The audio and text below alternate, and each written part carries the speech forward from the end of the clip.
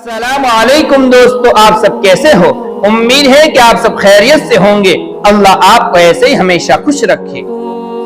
अल्लाह तबारक व तआला को ये बात सबसे ज्यादा पसंदीदा है कि बंदा हर वक्त देने वाला बने, लेने वाला न बने। यानी जो दूसरों के हुकूक उस पर है वो हुकूक अदा करने वाला बने और दूसरों से हुकूक तलब करने वाला न बने। ये बात अल्लाह तबारक व तआला को सबसे ज्यादा पसंद है। हजरत इब्राहिम अलैहिस्सलाम जिनको खलीलुल्लाह का लक़ब मिला वो इसी वजह से मिला। हजरत इब्राहिम अलैहिस्सलाम की आदत ये थी कि वो रोजाना मेहमान के साथ खाना खाया करते थे। लेकिन एक दिन घर पर कोई मेहमान नहीं आया तो मेहमान को तलाश करने के लिए घर से बाहर निकले। बाहर बहुत तलाश किया लेकिन कोई मेहमान नहीं मिला। फिर वो घर पर वापस आ गए। जब घर में दाखिल हुए तो देखा एक शख्स सामने खड़ा है। तो हजरत इब्राहिम अलैहिस्सलाम चौंक गए और उससे पूछा, तुम कौन हो और तुम्हें घर में आने की इजाजत किसने दी है? तो फरिश्ता था, उस फरिश्ते ने कहा कि मुझे हकीकी मालिक ने इजाजत दे दी है।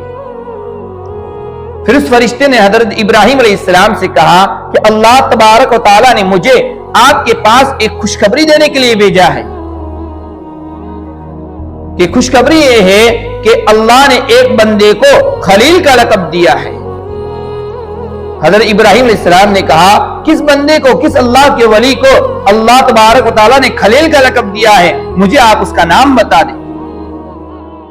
चाहे वो मुझसे कितना ही दूर हो, मैं उसके पास मिलने जाऊंगा और मैं उसकी खिदमत करूंगा और उसकी इताअत में पड़ा रहूंगा।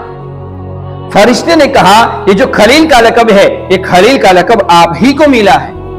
तो हजरत इब्राहिम अलैहिस्सलाम चौंक गए। फिर पूछा उस फरिश्ते से, क्या ये खलील का लक़ब मुझे ही मिला है? फिर फरिश्ते ने कहा, हाँ आप ही को मिला है। फिर पूछा, फिर फरिश्ते ने कहा, हाँ आप ही को मिला है। फिर इब्राहिम सलाम ने उनसे, फरिश्ते से पूछा कि खलील का लक़ब अल्लाह तबारक व तआला ने मुझे क्यों दिया है, किस बिना पर दिया है?